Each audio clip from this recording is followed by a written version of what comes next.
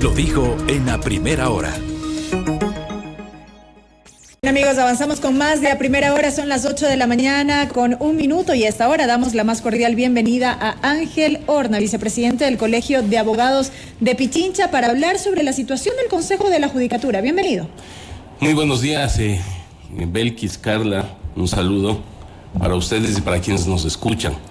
Indudablemente podemos conversar mucho sobre lo que está pasando en la justicia. Lamentablemente hoy nuestro país creo que está en el momento más complicado, más grave de la administración de justicia, por una serie de hechos que nosotros vamos encontrando, inclusive hoy desde la conformación del Consejo de la Judicatura. Si ustedes me permiten, por ejemplo, todos sabemos que el señor Fausto Murillo no debe ser el presidente del Consejo de la Judicatura. El presidente Guillermo Lasso, cuando asumió el gobierno, había señalado de que inclusive haría consulta popular para que desaparezca el Consejo de la Judicatura. Los ecuatorianos y los abogados nos preguntamos por qué ya no plantea esa consulta. Por un simple hecho: hoy ya tiene el control. Asistimos a un gobierno que en las peores épocas de este país ha metido la mano en la justicia para poder controlar todas estas instituciones. Ángel, esto estaría mencionando entonces en estos momentos de que no existe en este gobierno ahora mismo independencia en la justicia de nuestro país. De ninguna manera. Le voy a demostrar. ¿Cómo se evidencia justamente? Fausto Murillo, por ejemplo, fue destituido por el gobierno anterior con un informe del exministro de Trabajo Ish, que señalaba que él tenía impedimento para ser vocal del Consejo de la Judicatura. Sin embargo, en el gobierno de Guillermo Lasso, con el ministro Donoso, revé esa medida, ese impedimento que tenía Fausto Murillo, e indudablemente lo regresa como vocal y lo paga y lo pone como presidente del Consejo de la Judicatura de manera ilegal, inconstitucional, porque quien debía asumir ese papel, quien debía ser ahora el presidente del Consejo de la Judicatura, bajo la ley y la normativa, es el doctor Álvaro Román, quien fue precisamente quien debía subir a ese puesto después de la renuncia de la expresidenta María del Carmen Maldonado. Pero asumir, en efecto, la titularidad, si se quiere, pero aún así que implique que asuma la presidencia, ¿o era ya una decisión que debía tomarse en pleno del Consejo? No nos olvidemos de que ese Consejo de la Judicatura fue nombrado por el Consejo de Participación Ciudadana Transitorio, quienes están blindados inclusive por una resolución ratificada por la Corte Constitucional, donde las decisiones de este Consejo de Participación no podían ser interpretadas. Álvaro Román es el alterno de la doctora María del Carmen Maldonado. Se plantearon leguleyadas, como decimos los abogados, respecto a que él venía de otra fuente y no de la Corte Nacional. E indudablemente le negaron inclusive la posibilidad de ser vocal del Consejo de la Judicatura, por lo cual el doctor Álvaro Román hoy inclusive no está actuando y ha presentado una acción constitucional en la Corte Constitucional que tiene que resolverse. Por lo tanto, la presencia de Fausto Murillo es ilegal en ese puesto que hoy ocupa. Al respecto, perdón Carla, la Coordinación de Asesoría Jurídica de la Judicatura en su momento había considerado que el Consejo realizó esta sustitución de presidente de conformidad con el 262 del Código de la Función Judicial, con lo cual validó la designación de Fausto Murillo. ¿Qué dice el 262 del Código de la Función Judicial? Lo que ellos planteaban de que Fausto Murillo supuestamente asumía de manera temporal hasta que se nombre el presidente vía terna de la Corte Nacional de Justicia. Hasta ahí el doctor Iván Saquicela no estaba peleado con el gobierno y hasta ahí se había presentado. Ahí viene el conflicto luego en el Consejo de Participación Ciudadana y Control Social, donde también quiero denunciar que el presidente Guillermo Lasso de igual manera asaltó el control de este ente de control y participación. No nos olvidemos que de igual manera Guillermo Lasso había planteado la necesidad de que desaparezca el Consejo de Participación. Preguntemos, ¿por qué no lo señala ahora? Porque ya con el doctor Ulloa tiene el control. Es decir, hubo un asalto, una metida de mano a la justicia del presidente, tanto en el Consejo de Participación Ciudadana como en el Consejo de la Judicatura, y ahora estamos viendo los problemas que atraviesa la justicia. A mí me llama la atención en varios aspectos. Lo primero, el juicio político que tiene que darse en contra de algunos vocales del Consejo de la Judicatura. Y lo segundo, la agenda que tienen que llevar a cabo. Una agenda que en estos momentos no se está cumpliendo a cabalidad. Hay varios temas en estos momentos que quedan rezagados. Por ejemplo, tengo algunos datos por aquí. Entre ellos consta la evaluación de alrededor de 800 fiscales que tienen a su cargo el sistema judicial, convocar a un concurso de oposición y de méritos para llenar 6 vacantes de jueces y 13 con jueces para la Corte Nacional de Justicia. También la evaluación a notarios y algunos temas que quedan pendientes en esa agenda. ¿Por qué no se avanza? Por esas causas mismo, por esas razones deben ir a juicio político los vocales del Consejo de la Judicatura.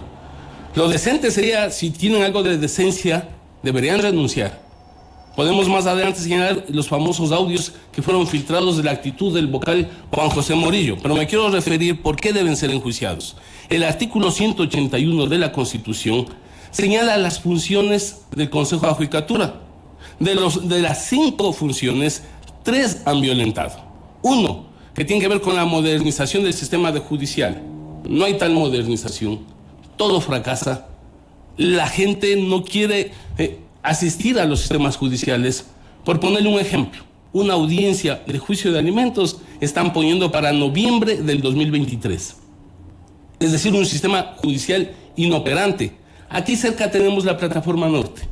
Los abogados, para presentar un escrito, deben hacer cola de 2 y 3 horas. No hay un sistema que modernice el sistema judicial en el Ecuador, razón por la cual ellos han incumplido. Pero me voy a referir a lo que Carla ha señalado. El numeral 3, entre sus funciones, plantea que es el tema de selección de jueces y la evaluación. Lo único que quisieron hacer, lo hicieron mal. Yo he demostrado y lo he planteado a la Asamblea Nacional las causas por las cuales deben ser llevadas a juicio político. 1, la única evaluación que ellos intentaron hacerlo a la Corte Nacional de Justicia, lo hicieron mal. Y no lo digo yo, lo dice la Corte Constitucional con sentencia 3719 IN. Nadie se ha referido a esto, donde la Corte Constitucional estableció de que el actual Consejo de la Judicatura vulneró la seguridad jurídica de los jueces de dicho órgano. Pero lo más grave, ¿qué dice la sentencia? Que estos jueces que fueron evaluados y luego destituidos deben ser indemnizados, indemnizaciones millonarias que tiene que pagar no los vocales del Consejo de la Judicatura, tiene que pagar el pueblo ecuatoriano. Razón por la cual, y no lo digo yo, ahí está la prueba, la Corte Constitucional. Segundo, si me permiten, la evaluación que ellos hicieron a estos jueces lo hicieron mal. Lo hicieron tan mal que la propia Corte Constitucional así lo señaló. Hicieron un concurso cometiendo 2 errores. 1, hicieron un concurso por especialidad, es decir, llamaron jueces tributarios, penal, civil, cuando la norma jurídica establece de que el concurso debe ser general para jueces de la Corte Nacional y luego el Pleno del Consejo de la Judicatura debe determinar las salas a las que participan cada uno de ellos. Por lo tanto, no estoy criticando ni juzgando a los jueces que hoy están en la Corte Nacional, sino el mecanismo y la forma como se realizó. Deben ser enjuiciados porque en ese concurso ellos establecieron temporalidad. Escúchese bien. Ellos establecieron concursos para 3, 6 y 9 años. ¿Quién les dio esa competencia? Ese es el abuso de de Fausto Murillo y Juan José Morillo. La Constitución establece que todos los jueces son nombrados para 9 años. Luego dice la ley que el Consejo de la Judicatura debe hacer evaluaciones cada 3 años para determinar quiénes se quedan y quiénes se van. Sin embargo, eso no está sucediendo. ¿Estos elementos configurarían entonces la causal de incumplimiento de funciones por la cual se activó este proceso de juicio político? Por supuesto. Repito, los bloques de la Asamblea Nacional deben tomar en cuenta. Y yo les he planteado tener las pruebas para poderles llevar a juicio político. Y lo más grave, ¿no?, de esta situación, ¿a qué se debe la desconfianza de la población en la justicia? Todos los ecuatorianos estamos preocupados por el actuar de los jueces frente a la violencia, frente a la corrupción. El tema es sencillo. Carla ya lo señalaba, no hay evaluación de los operadores de justicia. No se ha hecho evaluación de fiscales, de defensores públicos, de nadie. Por lo tanto, los jueces se sienten con patente de corso y por lo tanto actúan como actúan, pues. La noticia que tenemos en esta semana, que el Consejo de Judicatura va a nombrar jueces anticorrupción. ¿Cómo pueden nombrar jueces anticorrupción? Sin hacer una evaluación antes. No han evaluado, pero sin embargo hay un tema moral, pues. Los corruptos no pueden hacer. Ahora, hablando justamente de estos temas morales, yo quiero hablar y quisiera conocer también su postura frente a ciertos audios comprometedores. Hemos escuchado que a Juan José Murillo apareció en una grabación en la que habla de los votos de la Asamblea Nacional y de la suspensión también de Iván Saquicela de la Corte Nacional de Justicia. ¿Cuál es la opinión que le merece usted frente a estos audios? También sobre ciertas acciones de algunos jueces en donde se hablaba sobre la destitución también de Guadalupe Llori. Yo decía hace un momento, si existiese un poco de decencia, el señor Juan José Murillo debería irse a su casa. Pero si no quiere, habría que enjuiciarle y debería ir a la cárcel. Porque hay cuestiones muy complicadas. Esto es porque existen audios. El comportamiento de ellos es permanente. Lamentablemente nos olvidamos. Cuando la vocal Barreno, por pedido de la Fiscalía, iba a ser sancionada, ¿a dónde acudió? ¿Dónde pidió medidas cautelares? De manera corrupta ante un juez del Puyo. Esta ha sido una práctica. Cuando el señor Fausto Murillo estaba siendo precisamente, iba a ser sancionado, ¿dónde pidió medidas cautelares? Ante un juez de la provincia de Los Ríos. Hubo las denuncias sobre los juicios contra el exalcalde Yunda. No me estoy refiriendo al alcalde, sino al proceder. ¿Quién manipuló? Manipularon ellos el sistema informático. ¿Y quién fue sancionada? Fue sancionada una empleada de Ventanilla, cuando el sistema informático ni siquiera lo manejan las direcciones provinciales del Consejo de Judicatura, lo maneja la Dirección Nacional.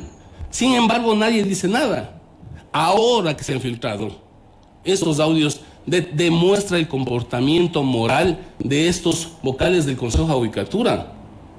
Por eso, hoy la consigna y el planteamiento debe ser el juicio político y que se vayan todos los vocales.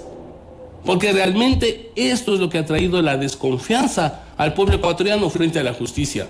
Por eso es que los ecuatorianos ya no quieren acudir al sistema judicial. Si bien eso es legítimo, le consulto, ¿luego qué? Porque claro, estamos hablando de un tema de desconfianza colectiva en cuanto al sistema de justicia del país, pero los problemas siguen estando allí. Entonces, ¿qué cambia con esta decisión? Por supuesto, el tema es sistémico. Correcto. Necesitamos cambiar todo el sistema judicial, no solamente las personas. El problema es que, por ejemplo, el gobierno nacional ha dado el presupuesto para la justicia, no lo da, por ejemplo. En épocas de pandemia tuvimos una experiencia. Ahí tienen un sistema para las audiencias telemáticas. Tienen el sistema Policom, caduco. Juez que utiliza Zoom era sancionado. Llegamos a esos niveles. Tenemos un retraso en el desarrollo.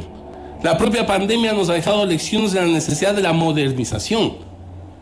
Antes, inclusive hay que señalar, en el pasado también se creyó de que la justicia era hacer bonitos edificios. Y el tema no es de edificios. Puede haber los mejores edificios, puede haber las mejores computadoras, pero si no están capacitados los operadores de justicia. Y cuidado los que me están escuchando, no me refiero a todos los jueces, porque también hay jueces honestos, transparentes. Claro, no se puede generalizar. No podemos generalizar. Pero la tónica parte de que no hay un sistema de selección adecuada. Pues. La politización de la justicia ha sido el pan de cada día. ¿Cómo erradicarlo? Ahora también, yo Ángel, me voy a poner en el punto también de que está haciendo el Consejo de Participación Ciudadana en estos momentos, que ya debería empezar un nuevo concurso para nombrar a nuevos suplentes. ¿Por qué está tan retrasado todo este proceso? Porque la justicia y otros elementos ha entrado al juego político, a la negociación política, ¿no es cierto? La propia presencia del doctor Ulloa fue igual de manera ilegal. Recordemos que... Porque también el Consejo de Participación Ciudadana tiene varios procesos por cumplir. Hasta el momento no tenemos un superintendente, hasta el momento no tenemos un nuevo defensor del pueblo, hablamos del proceso de los jueces, tantos procesos que han quedado en realidad relegados. Lo primero era tomarse el Consejo de Participación y lo hizo perfectamente el gobierno con el doctor Ulloa. No nos olvidemos que fue destituida de manera ilegal la presidenta y el vicepresidente del Consejo de Participación. Ahí violentaron la Constitución. La Constitución decía de que el Pleno del Consejo de Participación no puede destituir. ¿Cómo se les destituye a los vocales del Consejo de Participación? A través de juicio político. Sin embargo, con la presencia de la policía, con conocimiento del ministro de Gobierno, se tomaron el Consejo de Participación e impusieron a Ulloa y compañías ahí para precisamente hoy entrar en este proceso de negociación. Y creo que esto sigue, estas negociaciones de manera política en la Asamblea Nacional con las mayorías y minorías que están en juego. Sin embargo, entonces, la sociedad civil, los ecuatorianos, somos víctimas de una ineficiencia institucional. Es decir, no podemos hablar solamente de una crisis de la justicia, sino de una crisis institucional que está viviendo nuestro país. Y eso es complicado. ¿Qué nos trae eso? Nos ¿Eso trae dominó? una desconfianza. ¿Y sabe qué está pasando? La población está regresando a las épocas, conocimos, de las cavernas, a la justicia por mano propia, pues. Esta es la expresión también de la violencia que hay en el país. Porque entonces hay jueces que dan medidas sustitutivas o habeas corpus sábado y domingo de un día a otro. Y hay personas que teniendo habeas corpus, tengo casos 2 años y siguen en prisión. Entonces los procesos de corrupción, especialmente en el área penal, es altísimo. Entonces, claro, acá me preguntaba Belkis, ¿qué hacemos frente a esta cuestión? Es que claro, usted señalaba, el problema es sistémico, es histórico.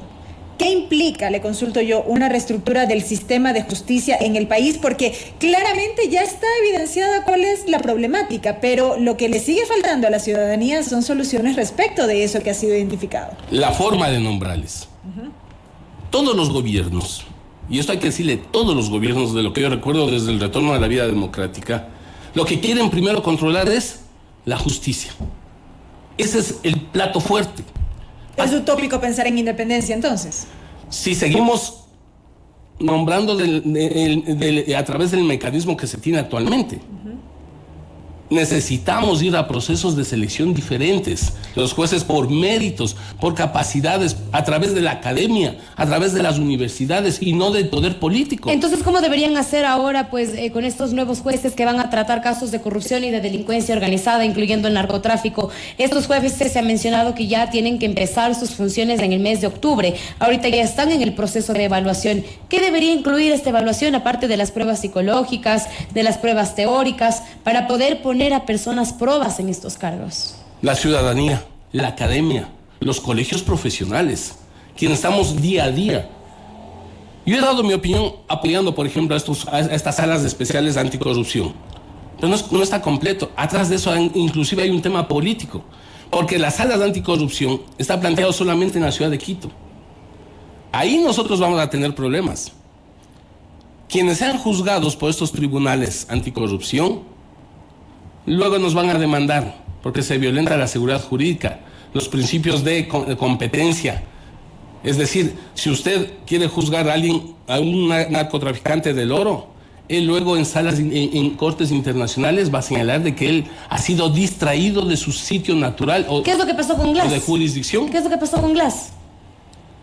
Entonces, por supuesto. Entonces, este es el problema que tenemos. Estamos hablando de que hay un sistema de justicia desde la cabeza con problemas serios. Está bien, ha regresado el doctor Iván Saquicela, pero también el doctor Saquicela debe dejarse del tema político si quiere marcar la diferencia. ¿Cómo vio usted este proceso de suspensión, que finalmente se levantó? Fruto precisamente de estas confrontaciones políticas. O no se olvide de la fotografía de Guillermo Lasso con Fausto Murillo e Iván Saquicela, pues. El problema es que se pelearon los compadres. Pero ahora que regrese, entonces tiene que el doctor Saquicela decirnos si va a resolver la Corte Nacional los recursos de casación y los recursos de revisión. estamos actuando inclusive mediáticamente.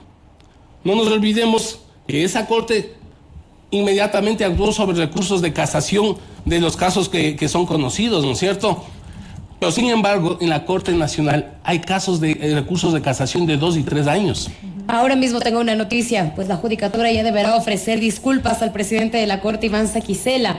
Lo dispuso la Corte de Azoy al considerar que se vulneraron sus derechos cuando fue suspendido en funciones. Y no se trata de que solamente Iván Saquicela haya podido recibir su salario mientras fue suspendido, se trata de que se vulneraron ciertos derechos en medio de esta acción. Por supuesto, y eso estoy de acuerdo, se vulneró. ¿Cuál fue la acción de este Consejo de Judicatura? Encabezado por Fausto Murillo y Juan José Murillo. No nos olvidemos que la acción o la decisión fue de 2 votos. ¿No hubo negligencia en cuanto al proceso por el pedido de extradición del expresidente Rafael Correa? Sí, lo que sucede es de que la pregunta es ¿por qué Saquicela actuó cuando ya todo el mundo sabíamos? Es que es lo que se ha cuestionado. Claro. Ahí, ¿cuál es su criterio respecto a ese tema? Indudablemente, yo creo que hubo negligencia y existe negligencia de la Corte Nacional frente a este tema, porque actuaron cuando ya ustedes, los medios, nos dijeron que no era posible, de que Rafael Correa no se lo podía extraditar. Sin embargo, ese momento recién actúa. Por eso hace un momento señalaba, dejemos lo mediático, lo político y actuemos en derecho. Necesitamos que nuestro sistema judicial, de manera general, entonces, se predisponga a transformarse, a cambiar los conceptos y las formas de su estructura. Caso contrario, ¿sabe qué? La población va a confiar más en la justicia por mano propia. Y esto es gravísimo. Cuando los pueblos desconfían de sus instituciones, tenemos anarquía, tenemos problemas y no queremos llegar a eso. Por eso los colegios de abogados, la Federación Nacional de Abogados, de la cual soy su secretario nacional también, hemos señalado, necesitamos dialogar y establecer mecanismos de participación de los colegios de abogados, de las universidades, de las facultades de Derecho, repito, para direccionar de otra manera la administración y la forma de designación de los jueces de nuestro país. ¿Han impulsado justamente ustedes estos procesos? ¿Qué respuesta ha habido? ¿Ha habido apertura? No, es decir, resulta de que a veces, cuando tanto insistimos, la Federación Nacional de Abogados nos reciben en una mesa muy linda, se les hace los planteamientos y pare de contar. No somos tomados en cuenta.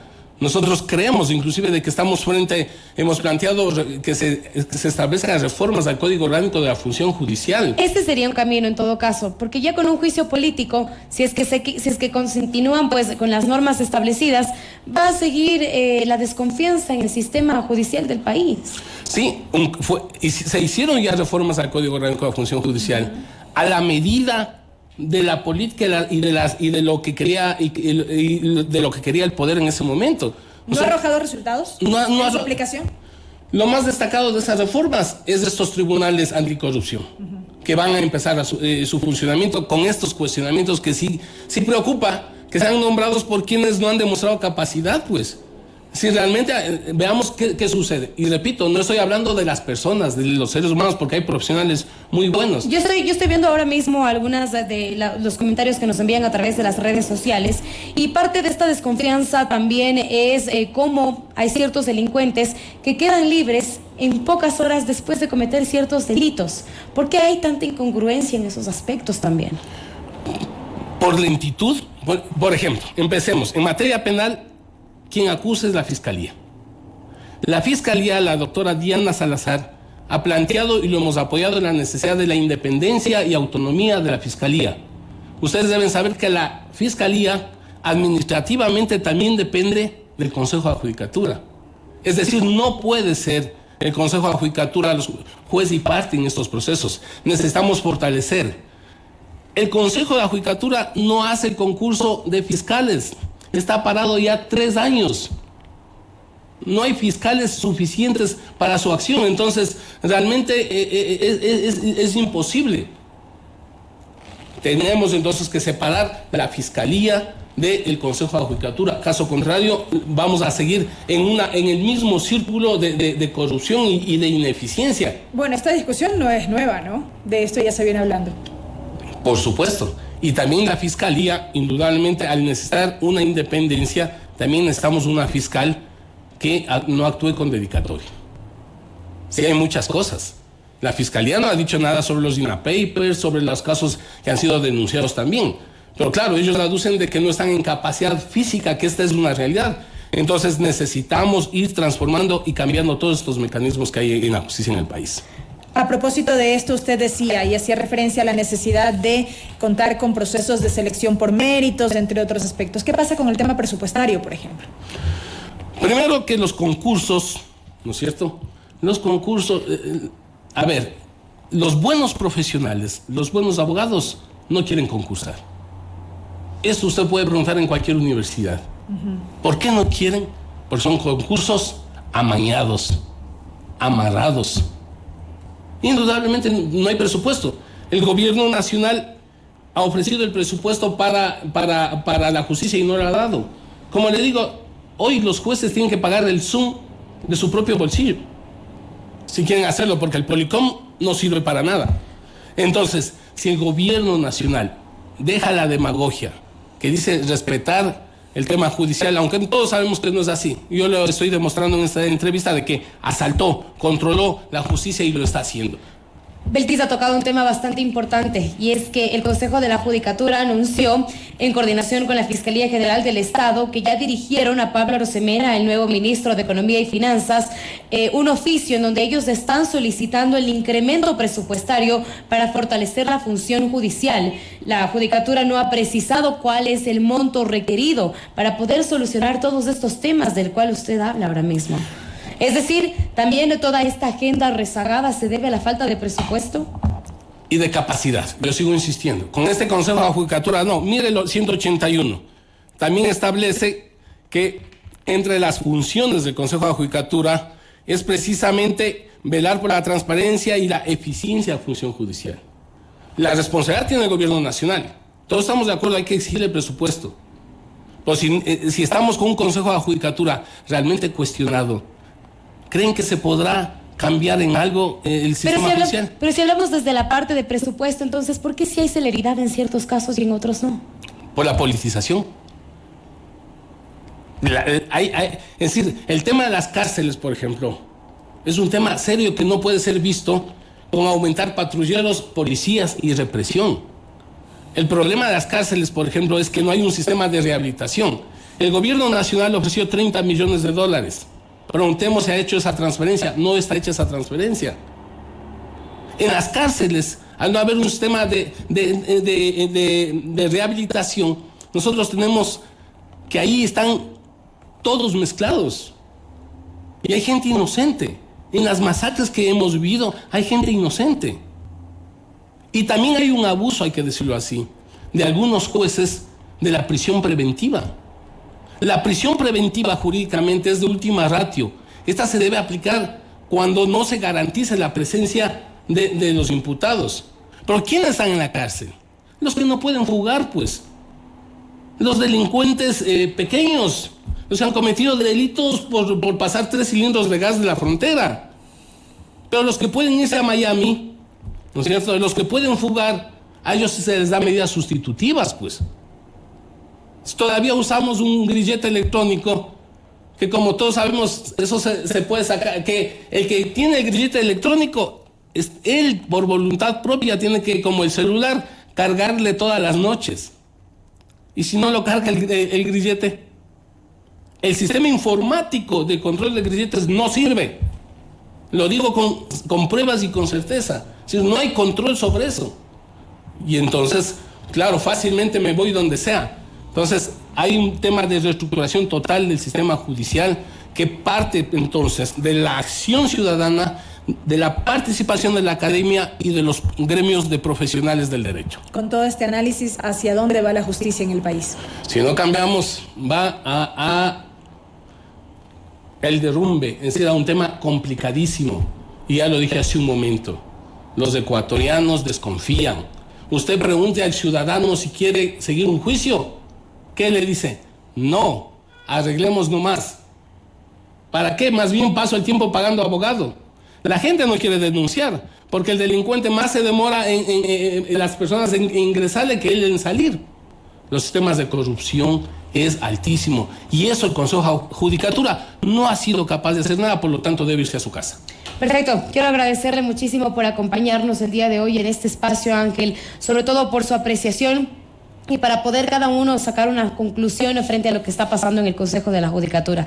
¿Va o no en caída? Y veamos también cuál es la respuesta que va a dar también el Ministerio de Economía frente a esta petición que han realizado para poder subir su presupuesto y agilitar de cierta manera esta agenda que está rezagada hace tanto tiempo. A usted, Carla y Belkis, muchísimas gracias. Gracias. Ha estado con nosotros Ángel Horna, él es vicepresidente del Colegio de Abogados de Pichincha. Primera plana. Todas las noticias, todas las voces.